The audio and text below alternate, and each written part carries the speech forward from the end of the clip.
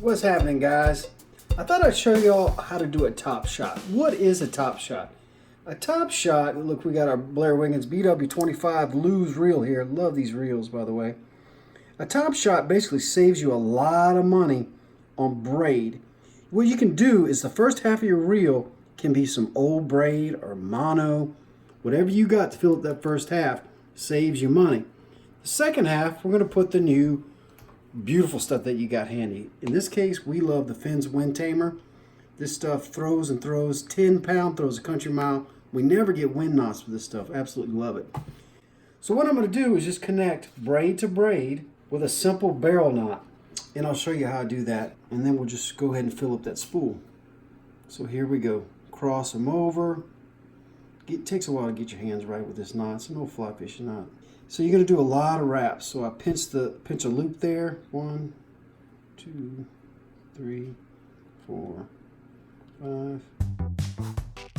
And then I like to go one more for good measure. So 11.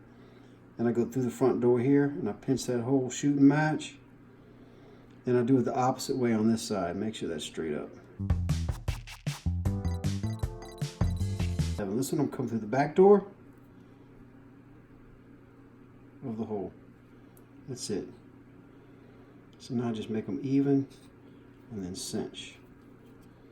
That is a blood knot or barrel knot. And that will not come undone. Now I'm going to trim this as close as possible.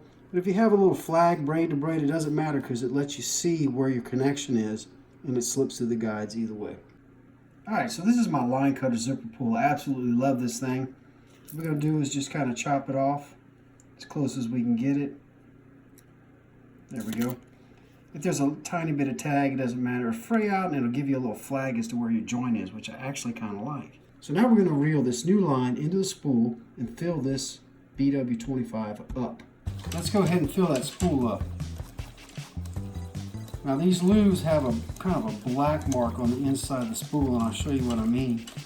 To kind of show you how full to get it. You want to fill a spool almost all the way up, but not quite. But I'm going to show you how much of the spool should be exposed. Alright, see, so we're not quite there yet. We want to get it to where almost all of that darker area is covered up. So let's keep going. Oh, almost forgot. In order to know how much of the stuff that was on the reel previously you need to get off of there, put a heavy casting plug and throw it out into the yard or into the water, a long cast, and all the stuff that comes off, that's the stuff that you want to replace.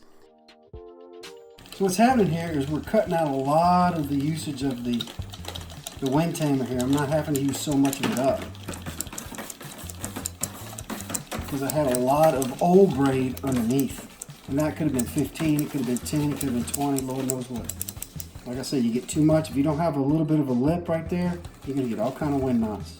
Alright, so you see that kind of a blacked out area? I like to have a little bit of that and then also this angled lip. This way I won't get any wind knots. It just comes off the spool beautifully. Now, we only have to use half as much brand new braid. So there you go, folks. If you want to save some money on some braid, try Top Shot. Take your old line, put them on the bottom half. Get your new line and put it on top. Saves the money, boy. Catch you next time. Don't forget to like, subscribe, and ring that bell. What?